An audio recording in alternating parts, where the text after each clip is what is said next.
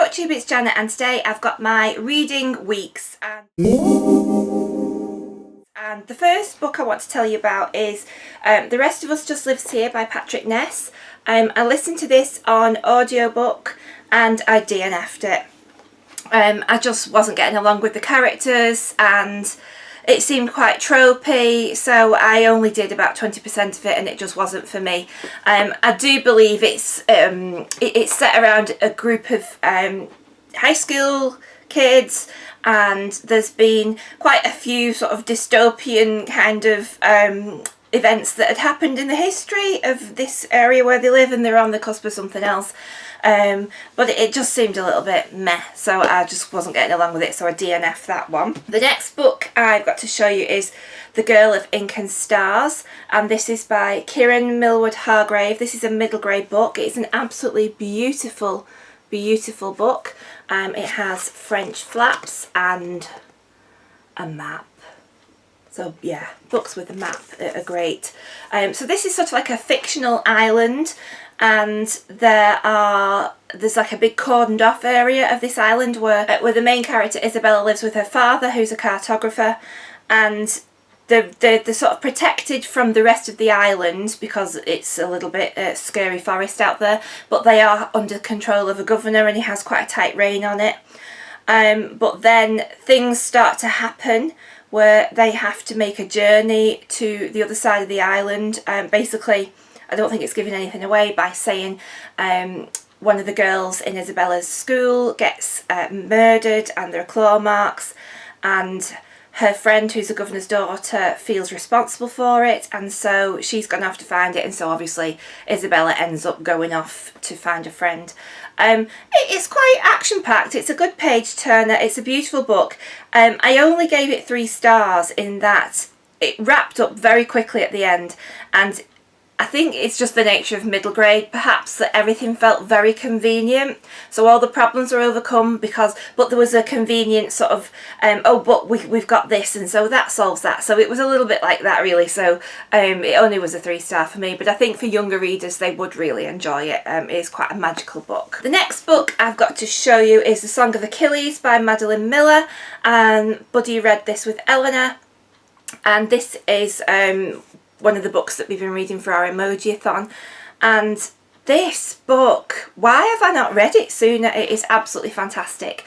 It does follow the Greek myths and legends of Achilles, and it's very much, you see the myth and the story through the eyes of the characters. And so I found that because I've got very limited knowledge of Greek mythology, that I actually started to understand it a little bit better. Some of the famous stories that I really wasn't quite clued up on, particularly of Achilles, felt so much more palatable because it was told through this narrative of actually living and breathing with the characters. So the story is told through the eyes of Patroclus, who is a disgraced prince who is sent in exile to Achilles' father's home, who sort of it brings up these foundlings and these displaced boys, and obviously there's a very strong friendship bond that he forges with Achilles. And obviously for Emoji-thon, this was the 2 boys icon, and this does have homosexual themes in it. And so the first part of it is all about the growing up, and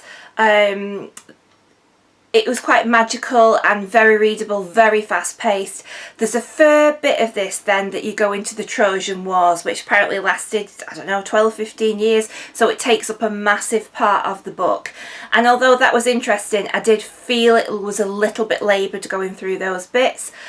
So for me, that's why I only gave it a 4.5 stars.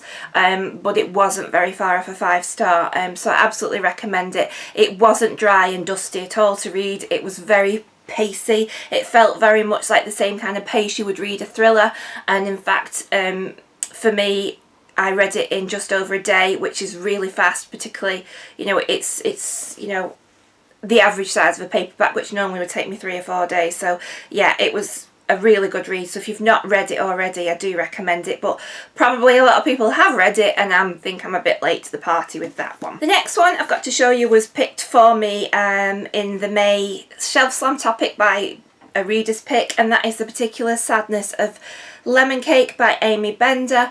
And this follows the story of Rose, who starts to develop the ability to sense emotions and feelings in the person who's made the piece of food that she's eating.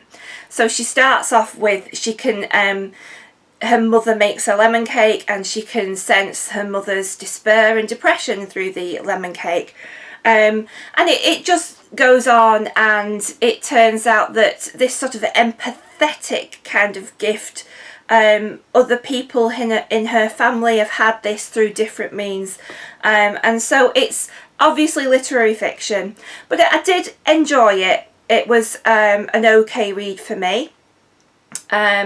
It's quite a melancholy book. It's not a book that I would just suggest that you read if you are looking for something of a pick-me-up. It is melancholy in tone, but it's worth a read, and it does, it kept me entertained and engaged. The next one I've got to show you is just to wrap up from the Book Buddy-a-thon, and this is the Book Buddy I read, and this is Sufficient Grace by Amy Esposeth, and this is set in a very rural religious community in Wisconsin, and I found the main theme of this book was hypocrisy.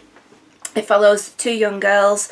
They're all kind of related, and there are things that are going on that are quite distasteful within this community, but because of this religious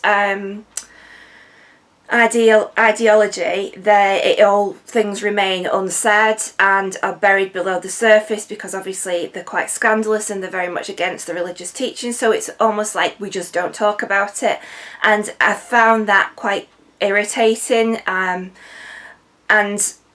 I don't feel that way about life. That the things that were going on were things that I would definitely would not brush under the carpet if it happened to me or anybody I knew.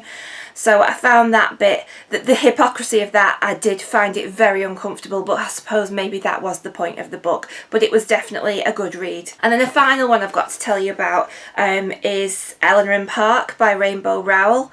And this was completely different to what I was expecting. I'd only read Fangirl by Rainbow Rowell before, and that's sort of like, it was a cosy kind of read. That was a fun read, bit of like romance and fun, and so I didn't know what to expect from Eleanor and Park, but I was expecting things along those similar lines, but actually it was very different. It's very, very I found it quite heart-wrenching, this book, particularly Eleanor's story. She comes from a background of domestic abuse and a very controlling stepfather, and Eleanor's story absolutely broke my heart, and the love that she found with Park I thought was a very plausible, very, very sweet, lovely, caring relationship, and it was that glimmer of hope that she had within the story, and I just found the characters fleshed out beautifully. The things that were unsaid were also equally strong through the book.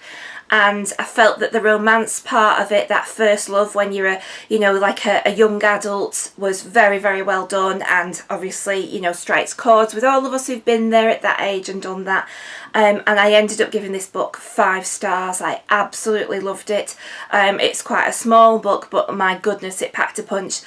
So yeah, it was completely unexpected, but ended up being absolutely fantastic, and I loved it, and I thoroughly recommend it. So that's where I'm up to with my reading weeks. Let me know if you've read any of these and what you think. Let me know where you're up to and what you're reading. Let's get chatting. I will see you all soon. Keep reading. Bye.